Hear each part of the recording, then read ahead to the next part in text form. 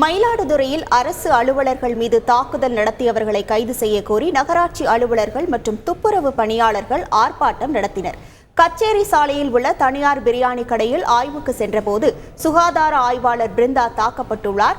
இதுகுறித்து பிருந்தா காவல்துறையில் புகார் அளித்த நிலையில் கடையின் உரிமையாளர் உள்ளிட்ட சிலர் மீது வழக்கு பதிவு செய்யப்பட்டுள்ளது. இருப்பினும் அவர்களை கைது செய்யாததை கண்டித்தும் அந்த கடைக்கு சீல் வைக்க கோரியும் நகராட்சி அலுவலர்கள் மற்றும் துப்புரவு தொழிலாளர்கள் நகராட்சி அலுவலகத்தில் பணிகளை புறக்கணித்து ஆர்ப்பாட்டம் நடத்தினர்.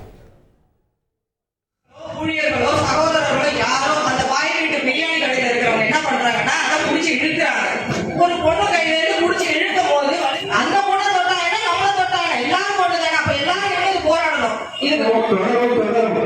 நீங்க எல்லாருமே ஒற்றுமை நீங்க இந்த போராட்டத்தை நம்ம எல்லாரும் நான் அவங்கள்ட்ட எதுவுமே கவிதான் பேசுறேன். அமைதியான முறையில் போய் பிளாஸ்டிக் எடுக்கிறேன். அப்ப நான் பிளாஸ்டிக் எடுக்கும்போது அங்க இருந்த கடை உரிமையாளர் வந்து பிளாஸ்டிக் என் கையில பறிக்கிறேன், பறிக்கிறேன். அப்ப என் கையில அந்த நெல்லோடு சேர்த்து விழுகும்போது என் கை வந்து நான் கத்து. செய்திகளை உடனுக்குடன் தெரிந்து கொள்ள உடனே சப்ஸ்கிரைப் பண்ணுங்க.